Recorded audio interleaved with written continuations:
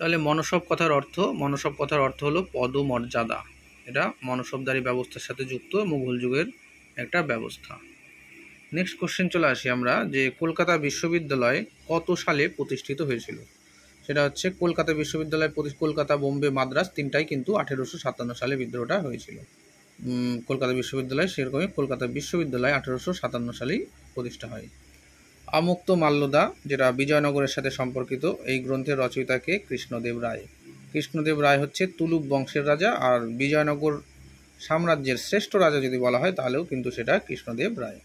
Next question, কে ভারতের প্রথম জাতীয় পতাকার পরিকল্পনা করেছিলেন? পরিকল্পনা বলছে, তো সেক্ষেত্রে উত্তর হবে ভগিনী নিবেদিতা। ঠিক আছে, ভিকাজি কামা কিন্তু হবে না, এটা হবে ভগিনী নিবেদিতা। নেক্সট কোশ্চেন, যে কোন মধ্যযুগীয় শাসক আইন ই দহশালা প্রবর্তন করেছিলেন? আইন ই দহশালা সেটা হচ্ছে আকবর প্রবর্তন করেছিলেন। নেক্সট কোশ্চেন, খুতবার অর্থ কী? খুতবার অর্থ বলছে শুক্রবারের প্রার্থনার সময় রাজার নামে পঠিত উপদেশ, রাজার নামে পাঠ করা যে উপদেশটা সেটা হচ্ছে খুতবা। নেক্সট কোশ্চেন, কোন সুলতান সিংহাসনে আরোহণ করার আগে দাস ছিলেন না? মানে সিংহাসনে আরোহণ করার আগে দাস কিন্তু দাসত্ব থেকে মুক্তি পেয়েছে। তাহলে এর উত্তর হচ্ছে আলাউদ্দিন খলজি। আর দাস ছিলেন কারা? কুতুবুদ্দিন আইবেক, ইলতুৎমিশ, বলবন, এরা প্রথম জীবনে কিন্তু দাস ছিলেন। নেক্সট কোশ্চেন, চিপকো আন্দোলন। চিপকো আন্দোলন কী ধরনের আন্দোলন? এটা বলছে যে নারীবাদী আন্দোলন। চিপকো আন্দোলন ছিল নারীবাদী আন্দোলন। পরিবেশ আন্দোলন যদি থাকতো তাহলে সেটাও হতো, তো নারীবাদী আন্দোলনের একটা উদাহরণ হচ্ছে চিপকো আন্দোলন।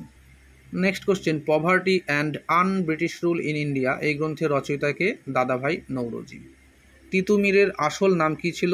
মীর নিসার আলী বা মীর নাসের আলী। নেক্সট কোশ্চেন বলছে যে কার্লাইল সার্কুলার কি এবং কবে তা ঔপনিবেশিক ভারতে প্রবর্তিত হয়েছিল? এটা কার্লাইল সার্কুলার মানেই আমরা মনে করব যে বঙ্গভঙ্গের সময়। তো এখানে অপশান ডি বলছে এটি একটি ডিক্রি, হ্যাঁ, যার বলে বঙ্গভঙ্গ বিরোধী জাতীয়তাবাদী আন্দোলনে ছাত্রদের অংশগ্রহণ রোধ করার উদ্যোগ নেওয়া হয়েছিল। নেক্সট কোশ্চেন, শের ই বাঙ্গাল কাকে বলা হতো? শের ই বাঙ্গাল বলা হতো ফজলুল হক, আবুল কাসেম ফজলুল হক।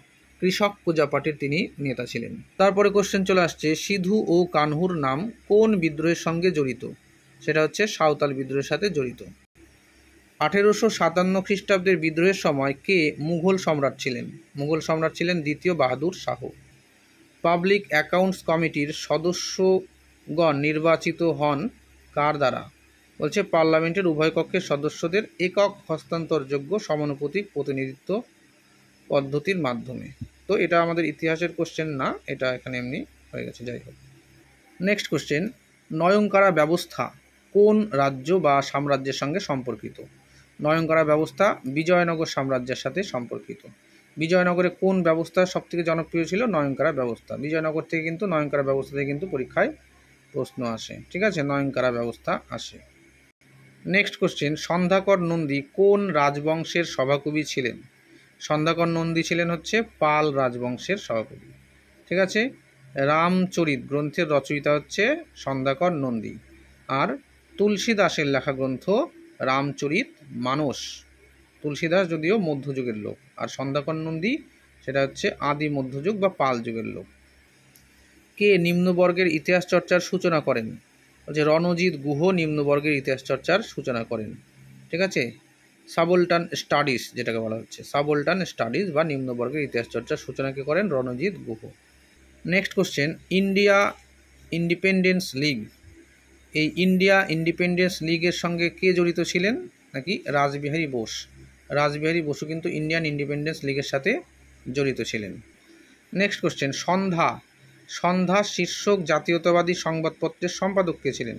মানে এক কথায় সন্ধ্যা পত্রিকার সম্পাদক। সন্ধ্যা পত্রিকা কিন্তু বঙ্গভঙ্গ বিরোধী আন্দোলনের সময় এটা হয়েছিল। সন্ধ্যা পত্রিকা ব্রহ্মবান্ধব উপাধ্যায় সন্ধ্যা পত্রিকা সম্পাদক। কোন বিপ্লবী নেতা জেল থেকে মার্সি পিটিশন দাখিল করেছিল? তো এটা হবে বিনায়ক দামোদর সাভারকর।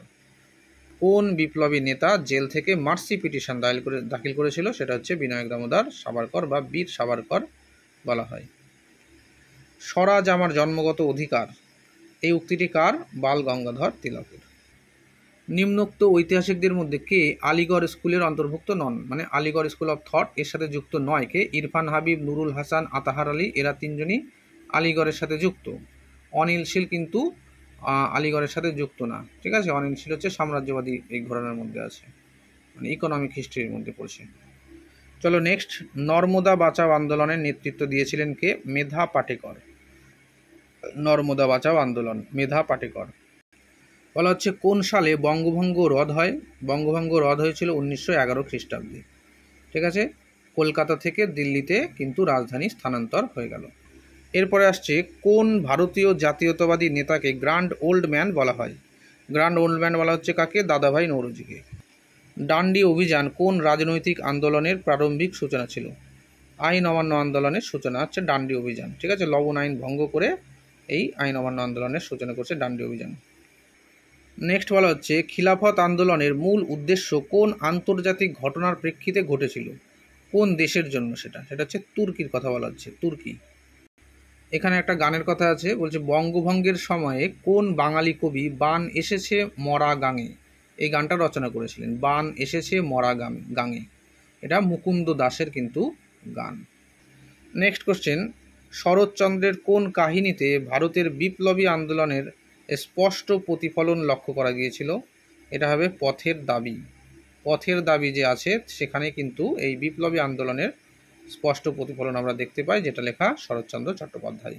নেক্সট কোশ্চেন, নেতাজির আজাদ হিন্দ ফৌজের পতাকায় কোন পশুর প্রতিকৃতি ছিল? মানে আজাদ হিন্দ ফৌজ যে ছিল তার পতাকাতে কার ছবি ছিল? সেটা হচ্ছে ব্যাঘ্রর ছবি, ব্যাঘ্র, বাঘ, ঠিক আছে। আজাদ হিন্দ ফৌজের যে পতাকা সেখানে কিন্তু বাঘের ছবি ছিল। ফরওয়ার্ড ব্লকেও কিন্তু বাঘের ছবি ছিল।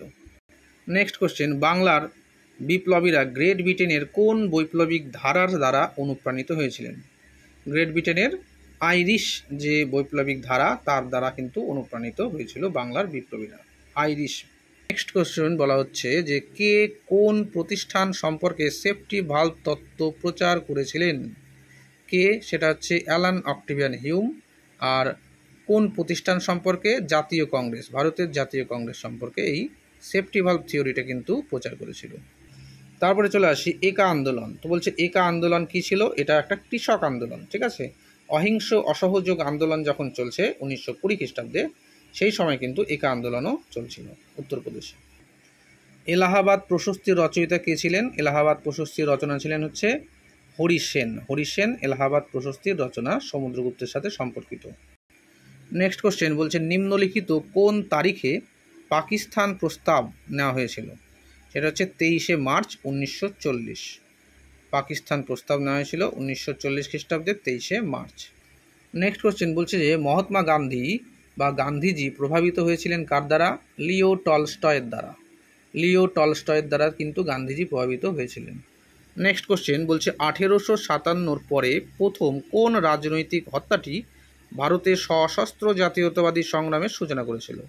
এটা হচ্ছে চাপেকার ভ্রাতৃদ্বয়ের ব্রিটিশ শাসক WC র্যান্ডকে হত্যার এই যে ঘটনা, এই ঘটনাটা। নেক্সট কোশ্চেন রামচরিত মানস, এ দেখো ওই কোশ্চেনটা একটু আগে আমি আলোচনা করে দিয়েছি, ওর সাথে এই কোশ্চেনটাও এসেছে। মানে এখানে রামচরিত মানস আর তুলসী দাস আর রামচরিত সন্ধ্যাকর নন্দী, যেহেতু দুটো একই টাইপের সেই জন্য ওটা বলেছিলাম। তো এখানে পরীক্ষাতে কিন্তু দুটো কোশ্চেন একসাথেই চলে এসেছে। যাই হোক, রামচরিত মানসের রচয়িতা কি? সেটা হচ্ছে তুলসী দাস। নেক্সট কোশ্চেন, এটা একটা খুব সুন্দর কোশ্চেন, মানে একটু আনকমন কোশ্চেন।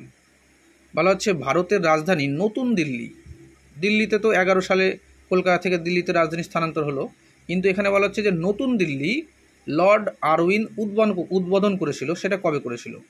ঠিক আছে, লর্ড আরউইন নতুন দিল্লি রাজধানী হিসেবে উদ্বোধন করেছিলেন 1931 সালে। মানে দিল্লি থেকে নতুন দিল্লি, নিউ দিল্লি, যেটা বর্তমানেও কিন্তু নিউ দিল্লি, ঠিক আছে। সেটা উদ্বোধন হয়েছিল কবে? 1931 সালে। কার দ্বারা? লর্ড আরউইনের দ্বারা। নেক্সট কোশ্চেন বলা হচ্ছে মহাত্মা গান্ধীর অসহযোগ আন্দোলনের মুখ্য প্রতীক কী ছিল? এটা ছিল হচ্ছে চরকা। মহাত্মা গান্ধীর কি আছে? চরকা। তো সেই চরকা হচ্ছে অসহযোগ আন্দোলনের প্রতীক, চরকা। তারপর আমরা চলে আসবো যে কলকাতায় এশিয়াটিক সোসাইটি প্রতিষ্ঠা করেন কে? William Jones. Asiatic Society William Jones, 1784। Next question Vikramshila Vihar কে স্থাপন করেন? বিক্রমশিলা বিহার ধর্মপাল কিন্তু স্থাপন করেছিল। যদি বলা হতো নালন্দা, নালন্দা, তাহলে নালন্দা বিশ্ববিদ্যালয় কে তৈরি করেছে? নালন্দা ক্ষেত্রে কিন্তু প্রথম কুমারগুপ্ত, ঠিক আছে, প্রথম কুমারগুপ্ত কিন্তু তৈরি করেছে। নেক্সট কোশ্চেন বলছে যে কে বলেছেন চোখের বদলে চোখ নিলে সারা পৃথিবী অন্ধ হয়ে যাবে? তো চোখের বদলে চোখ নিলে সারা পৃথিবী অন্ধ হয়ে যাবে, এই কথাটা কার? এটা হচ্ছে মহাত্মা গান্ধী, মোহনদাস করমচাঁদ গান্ধী, অর্থাৎ MK গান্ধী। নিম্নলিখিত কোন স্বাধীনতা সংগ্রামী সশস্ত্র বিপ্লবী জাতীয়তাবাদে বিশ্বাসী ছিলেন না? তো বিশ্বাসী ছিলেন না কে? মাতঙ্গিনী হাজরা, এ কংগ্রেসের সাথেই যুক্ত ছিল। তাহলে কে কে ছিল? বীণা দাস, শান্তি সুনীতি, কল্পনা দত্ত, এরা সশস্ত্র বিপ্লবী আন্দোলনের সাথে যুক্ত ছিল। আর কে ছিলেন না? মাতঙ্গিনী হাজরা এই সশস্ত্র বিপ্লবী আন্দোলনের সাথে যুক্ত ছিলেন না। মাতঙ্গিনী হাজরাকে গান্ধী বুড়িও বলা হয়। তিনি জাতীয় পতাকা তোলার সময় তমলুকে ভারত ছাড়ো আন্দোলনের সময় পুলিশের গুলিতে মৃত্যুবরণ করেছিলেন। নেক্সট কোশ্চেন যে গান্ধীজির আইন অমান্য আন্দোলনের সময় কে গভর্নর জেনারেল ছিলেন? আইন অমান্য আন্দোলনের সময় গভর্নর জেনারেলকে? Lord Irwin. নীল দর্পণ নাটক কার রচনা? এটা কিন্তু অনেক প্রিভিয়াস ইয়ারের কোশ্চেন আমি পাচ্ছি। নীল দর্পণটা, নীল দর্পণ খুবই কমন একটা কোশ্চেন। নাটকের রচয়িতা কে? দীনবন্ধু মিত্র। কোন তুর্কি সুলতান ইকতা ব্যবস্থা প্রবর্তন করেন? এই ইকতা ব্যবস্থা এটা কিন্তু মধ্য এশিয়ার একটা ব্যবস্থা, ঠিক আছে, তুর্কিদের একটা ব্যবস্থা। এই তুর্কিরা ভারতবর্ষে প্রথম নিয়ে এসেছিল এই ইকতা ব্যবস্থা। তো এই তুর্কি সুলতানদের মধ্যে ছিল ইলতুৎমিশ। সেই ইলতুৎমিশ ভারতবর্ষে ইকতা ব্যবস্থা কিন্তু প্রবর্তন করেছিলেন। ইকতার প্রাপকদেরকে বলা হতো মাক্তি, মুক্তি, ওয়ালি, ওয়ালিওয়াত বা ইকতাদার, এগুলা। আর ইকতাদারকে কিন্তু বিভিন্ন প্রশাসনিক কাজও কিন্তু করতে হতো। নেক্সট কোশ্চেন, কোন মুসলিম সেনানায়ক ত্রয়োদশ শতকে বঙ্গদেশ জয় করেছিলেন, মানে বাংলা জয় করেছিলেন কে? সেটা হচ্ছে ইখতিয়ার উদ্দিন বিন বখতিয়ার খলজি। নেক্সট কোশ্চেন, শকাব্দের কবে সূচনা ঘটে? শকাব্দ মানে 78 খ্রিস্টাব্দ, এডি খ্রিস্টাব্দ, নট বিসি, ঠিক আছে। তাহলে শকাব্দ কি? 78 এডি। উলগুলান কিসের সাথে যুক্ত? উলগুলান মুন্ডা বিদ্রোহের সাথে যুক্ত। হুল হচ্ছে সাঁওতাল বিদ্রোহের সাথে যুক্ত। রামপা বিদ্রোহের নায়ককে? আল্লুরি সীতারাম রাজু। এটা যখন ওই অহিংস অসহযোগ আন্দোলন চলছিল সেই সময় কিন্তু এটা শুরু হয়েছিল। 1922 থেকে 24 কিন্তু এই আল্লুরি সীতারাম রাজু রামপা বিদ্রোহ কিন্তু শুরু করেছিল। নেক্সট কোশ্চেন, ইবন বতুতা কোন সম্রাটের শাসনকালে ভারতে আসেন? এটা হচ্ছে মোহাম্মদ বিন তুগলকের সময়কালে। ইবন বতুতাকে কিন্তু ট্রাভেলস অফ ইসলাম বলা হয়, ট্রাভেলার অফ ইসলাম, ঠিক আছে। ও প্রথমে ইবন বতুতা মরক্কো থেকে যখন বের হয় তখন ও ইসলামের বিভিন্ন যে ধর্মীয় স্থান সেই জায়গাগুলো ভিজিট করেছিল। তারপরে তিনি শুনেছিলেন যে ভারতবর্ষে মোহাম্মদ বিন তুগলক নামে একজন সুলতান আছে যে খুবই শিক্ষিত মানুষ। তো সেখানে তার সাথে তার দেখা করার ইচ্ছে ছিল। তো সেখানে ভারতে এসেছিল। ভারতে আসার পর তিনি 7 বছর কিন্তু দিল্লির কাজী হিসেবে কিন্তু নিযুক্ত করা হয়েছিল মোহাম্মদ বিন তুগলক দ্বারা। পরবর্তীতে মোহাম্মদ বিন তুগলক ইবন বতুতাকে কোথায় নিয়ে গেছিল? চীনে কিন্তু পাঠিয়েছিল অ্যাজ এ দূত হিসেবে।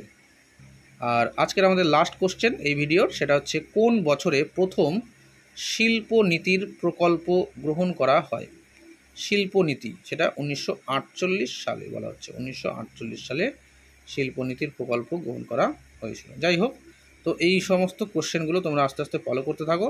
আশা করি কাজে লাগবে SLSTর জন্য। Thank you.